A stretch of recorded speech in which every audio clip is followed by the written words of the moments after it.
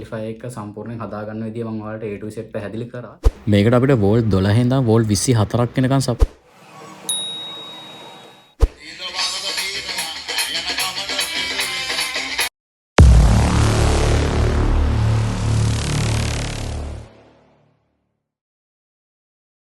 හරි හලුනේ ඔයාලට පොඩි දැනුවත් කිරීමක් කරන්න ඕන. අපේ channel එක මේ වෙනකොට 10k subscribers ලා පහු කරලා තියෙනවා. මම මෙන්න මේ හරියෙන් දාන්නම් ඔයාලට ඒක screenshot එකක්.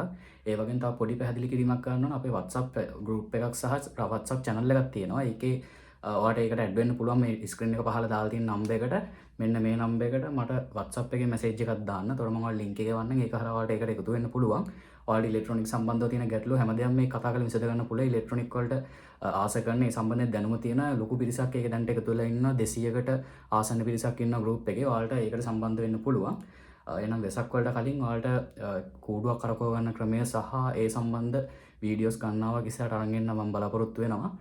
වීඩියෝ එක හොඳයි නම් යාළුවන්ට share කරන්න, channel එක subscribe කරලා දිගටම එකතු වෙලා ඉන්න.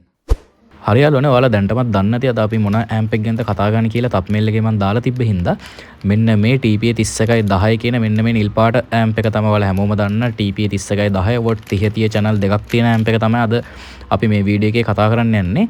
මෙන්න මේ ඇම්ප් එක ගැන මම සම්පූර්ණ වීඩියෝ එකක් මීට කලින් කරා. මම ඒකේ ටැග් එක පුළුවන් නම් මේ වීඩියෝ එක උඩින් දාන්න, නැත්නම් link එක description එකේ දාලා තියන්නම්. මේ ඇම්ප් එක අද මම ඔයාලට චෙක් කරලා පෙන්නන්න පාවිච්චි කරන USB kit එකක්. USB kit එකක් මේකට හරියටම හයි කරගන්න විදිය මම ඔයාලට කියලා දෙන්නම් මේ වීඩියෝ එකේදී. ඒ වගේම ගොඩක් අයට තියෙන ප්‍රශ්න තමයි USB kit එකක් මේ වගේ ඇම්ප් එකට හයි කරාම ලොකු හම් එකක් එනවා කියනවා.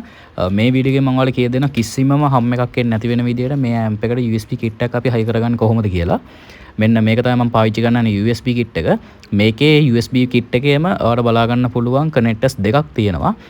ඒ connectors දෙකේ වෙනසත් මම ඔයාලට පැහැදිලි කරන්නම්. හරියාලුනේ නොදන්න අයට දැනගන්නත් එක මම මේ ඇම්ප් එකේ පොඩි විස්තරයක් කරන්නම්. මේ ඇම්ප් එක අපිට බලා ගන්න පුළුවන් මෙතන තියෙන VCC කියලා පින් එකක්. ඒ වගේම GND කියලා පින් එකක්. මේකට තමයි අපි සප්ලයි එක දෙන්න ඕනේ. වෝල්ට් 12ත් 24ත් අතර අපිට සප්ලයි එකක් මේකට දෙන්න පුළුවන්. ඒ වගේම මේ LR සහ මැද තියෙන එක තමයි ග්‍රවුන්ඩ් එක. මෙතනට තමයි අපි ඔඩියෝ ඉන් එක දෙන්න ඕනේ. USB kit එකකින් හරි aux cable එකකින් හරි.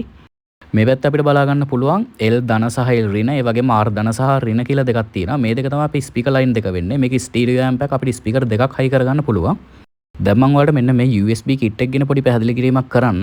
ඔයාලට බලා ගන්න පුළුවන් මේකේ connectors දෙකක් තියෙනවා. ඔයාලට බලා ගන්න පුළුවන් මේ out සහ in කියලා දෙකක් තියෙනවා. මේ තමයි audio out එක සහ මේකට aux cable එකක් හයි කරලා අපිට in එකක් දෙන්න පුළුවන්. ඒ කියන්නේ මේ USB kit එක ඔයාලා TV එකට හයි කරගන්නත් පුළුවන්. ඒ වගේම මේකෙන් audio out එකක් ගන්නත් පුළුවන්. මෙතන VCC GND කියන power line එක. මේක 12 volts වලින් තමයි වැඩ ගන්න. 70.5 AC එකක් මේකේ එනවා. ඔයාලට පේනවා ඉතින් මේ මෙතන IC එකක් පාස් කරන කලින් තිබිලා තියෙන. ඒ කියන්නේ මේකේම amp එකක් එන version එකකුත් තියෙනවා. මේක ඇවිල්ලා amp එක නැති version එක. හරියාලුනේ දැන් අපිට වයර් ටික සෝල්ඩර් කරගන්න තමයි තියෙන්නේ. මම ඔයාලට පොඩි දැනුවත් කිරීමට පොඩි දෙයක් කියන්නම්. ඔයාලා මේව සෝල්ඩර් කරනකොට අනිවාර්යෙන් හොඳ EM එකක් පාවිච්චි කරන්න. නැත්නම් ගොඩක් අය කියනවා EM පිටි ගුලි වගේ හිටිනවා කියලා. ඒකට හේතුව වගේ EM එක සවුත්තු වෙන්නත් පුළුවන්. ගොඩක් පරණ EM තියෙනවා හાર્ඩ්වෙයර්ස් වල එහෙම.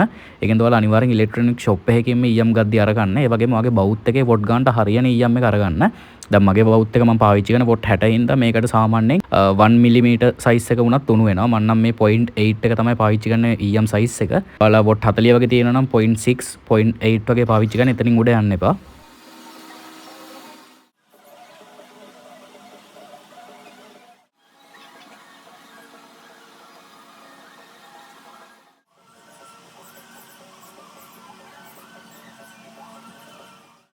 හරියාලුනේ අපි දැන් සෝල්ඩර් කරගෙන ඉවරයි. වයර් ඔක්කොම ටික ඔයාලට බලා ගන්න පුළුවන්. දැන් ස්පීකර් ලයින් දෙක විතර අපිට සම්බන්ධ කරන්න තියෙන්නේ. ඔයාලට පැහැදිලිව බලා ගන්න පුළුවන් නේද? මම මේකේ පවර් ලයින් එකටම තමයි DC ජැක් එකක් පාස් කරගත්ත කෙලින්ම පවර් පැක් එකකින් මේකට පවර් එක දෙන්න පුළුවන් වෙන විදියට. ඒ වගේම මේ කළු පාට වයර් එක රින, නිල් පාට වයර් එක ධන විදියට තමයි මම අරගෙන තියෙන්නේ. අපේ බෝඩ් එකෙත් ගහලා තියෙන VCC කියන එක තමයි ධන, GND කියන්නේ රින. හරියාලුනේ මම මෙන්න මේ ස්පීකර් එක තමයි පාවිච්චි කරන ඔයාලට මේ ඇම්ප් එක චෙක් කරලා පෙන්නන්න. මේක නම් අඟල් 3ක වොට් 10ක ස්පීකර් එකක්. මේකේ මම ඔයාලට වොට් ගාන මැග්නට් එක සඳහන් කරලා තියෙනවා පෙන්නන්නම්. මේ තියෙන ohms 4 වොට් 10ක ස්පීකර් එකක්. මේක අඟල් 3 තමයි සයිස් එක වෙන්නේ. හරියාලුනේ දැන් අපි ස්පීකර් ලයින් එක ඇම්ප් එකට පාස් කරගමු. ඔයාලට මේ ඇම්ප් එකට සාමාන්‍ය ස්පීකර් සයිස් එක අඟල් 6 විතර වෙනකන් දාගන්න පුළුවන්. ඇත්තටම මේ ඇම්ප් එකේ ලොකු අවුලක් තියෙනවා. මම ඒක වඩ ඉස්සරහට කියන්නම්. වීඩියෝ එක අවසන් වෙනකම් බලන්න. මේකේ ලොකු අවුලකුත් තියෙන. ඒ අවුල අපිට ඒ කියන්නේ පාවිච්චියට ගන්න පුළුවන් විදියට ඒක හරි ගස්ස ගන්න කොහොමද කියලාත් මම ඔයාලට මේ වීඩියෝ එක අන්තිමට කියන්නම්. හරියාලුනේ දැන් අපි ඇම්ප් එකේ එක ලයින් එකකට ස්පීකර් එකක් සම්බන්ධ කරගත්තා. මේකෙදි මම ඔයාලට එක ස්පීකරයක් තමයි සම්බන්ධ කරලා පෙන්නන්නේ. මේකට ඔයාලට ස්පීකර් දෙකක් හයි කරගන්න පුළුවන්. මේක ස්ටීරියෝ ඇම්ප් එකක්. අද මම මේකට පව එක දීලා පෙන්නන්න පාවිච්චි කරන්නේ 12 volts 1 ampere power pack එකක්. මේක නම් ඇත්තටම මේ amp එකට මදි, හුඟක්ම මදි. සාමාන්‍යයෙන් ඔයාලට මේකට volt 12ක power pack එකක් පාවිච්චි කරනවා නම් හොඳයි 24 දෙනවට වඩා. 24 risk එකක් තියෙනවා. මොකද maximum voltage එකකින් හින්දා ඔයාලා volt 12ක ampere 5ක විතර power supply එකක් පාවිච්චි කරන්න. හරිද අපි power එක දීලා bluetooth connect කරලා සින්දුවක් දාලා බලමු.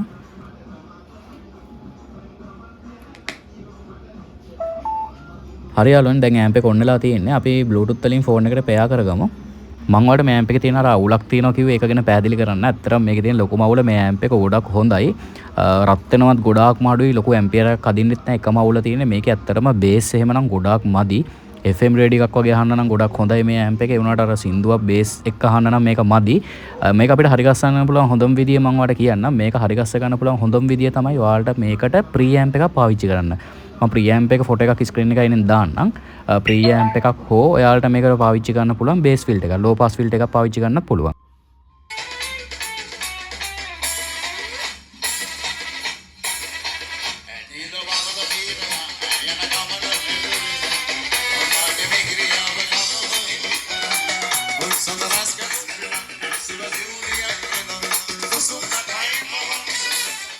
හරි යාළුවනේ ඔයාලා දකින්න ඇති මෙන්න මේ ඇම්ප්ලිෆයර් එක සම්පූර්ණයෙන් හදාගන්න විදිය මම ඔයාලට A to Z පැහැදිලි කරා. මේක ගැන මම තව ඉස්සර වීඩියෝක් අරන් එන්නම්. මේකේ ඔයාලා දන්න ඇති මේකේ බේස් එහෙම ගොඩක් මදි. අපිට මේකේ බේස් වැඩි කරගන්න ක්‍රම දෙක තුනක්ම මම ඔයාලට පැහැදිලි ඉස්සරට වීඩියෝස් දෙකකින් අරන් එන්නම්.